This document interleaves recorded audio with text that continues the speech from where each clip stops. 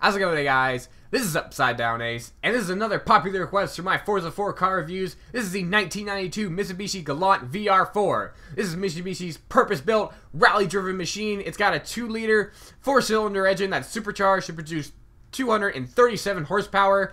It's got a 4-wheel drive system to provide the best possible grip, and it is a pretty nice looking car as well. It's got that kind of generic looking box shape that all those 1990 cars had, but Mitsubishi managed to mix it up a little bit. They put those nice little grooves in the side there. They put some decals on the car, you know, they decorated a bit. They put those little silver nubs on the hood.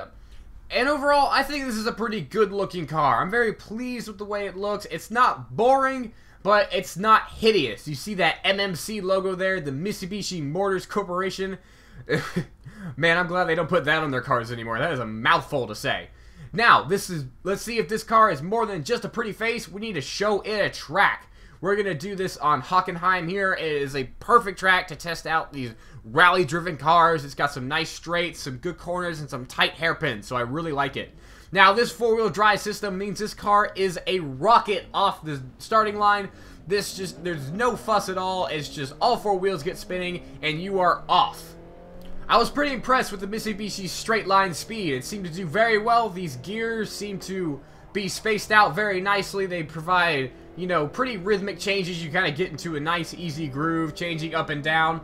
And also, you kind of you hear that release of the throttle. When you release the throttle, you hear air coming out of the supercharger, kind of like a depressurizing. It's pretty interesting. I haven't heard that out of another Forza car. If you guys know of another car that does that, comment below, because I would love to drive it and hear what it sounds like.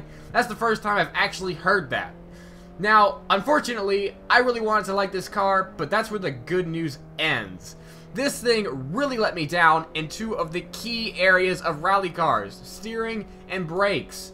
Now, you would think with this 4-wheel drive system, this thing would have no problem having plenty of grip and just getting around any corner, but you're going to see here on a lot of these hairpin turns, I understeer a lot, and it is atrocious. It's completely unacceptable in a car that's supposed to be purpose-built for rally driving. You shouldn't have the turning radius of Jupiter because you have 4-wheel drive. You should be able to get around a hairpin. And these brakes are just terrible. I cannot stand how bad these brakes are. I feel like they didn't put brakes in them. They put like pillows and marshmallows inside the wheels, and they're like, oh, it'll slow it down. Don't worry, it'll be fine. It's so bad. I had to completely readjust my driving style to this car, and what I mean by that is just completely, I had to brake so early. It was so bad. I was not having a good time driving this car because I had to brake so early. I had to get on the brakes, and then I understeered off the track multiple times because you can't take most of these corners flat out, which is not how a rally car should be. A rally car should be super easy to drive, super easy to do flat out corners, great brakes, you know, super grippy, and this Mitsubishi just didn't have that. It let me down in 2 very key areas, and for that, I just can't recommend this car. Forza is full of 1990 C-Class cars with these classic style looks, and there's a bunch more of them that perform much better than this Mitsubishi, and the one I would recommend is this. This is the 1990 Mercedes 190E. This is personally my favorite C-Class car. This is another purpose-built racing car, but it wasn't built for rallying, it was built for touring cars, and that is the way you need to go, especially if you're going to be driving in Forza. This thing is packing a 2.5-liter V6 engine with 235 horsepower and a rear-wheel drive setup. So it's only got 2 less horsepower than the Mitsubishi, but where this thing really shines is its brakes and its handling. This car just drives circles around the Mitsubishi in terms of handling. I can take the corner however I want, and this rear-wheel drive setup lets me kick the tail out, and I can control the drift.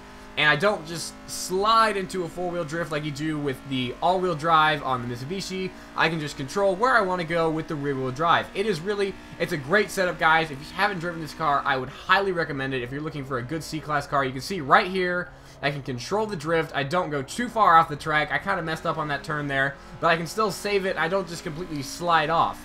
Now, one of the big things that I like about the Mercedes over the Mitsubishi is upgradability. That is a weird word.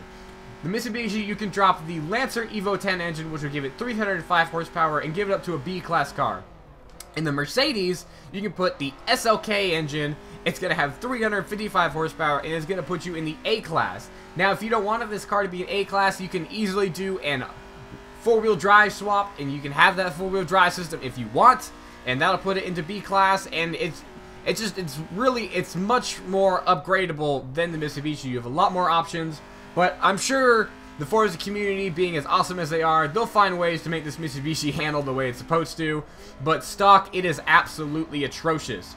Now, wrapping up, guys, I want to mention a couple other cars that you could use. If you have to have a DLC car, and it has to be from the 1990s, I would recommend the BMW M5 that came out, I believe, last month. That is a great car. It's an M5. I mean, that's all you need to know. Other suggestions, if you want to go Asian, the 1995 MR2 GT by Toyota, and if you have to have four-wheel drive, the 1994 Toyota Celica is also a great choice. So, that's my wrap-up on this Mitsubishi. Don't buy it. It's terrible. It's just, you're gonna hate it, and unless you like dealing with understeer and pillows for brakes, guys, I don't recommend it. Now, what I want you guys to do is comment below with more cars you want to see me review, and if you guys enjoy this video, please like it, and as always, don't forget to subscribe, and stay tuned for more videos.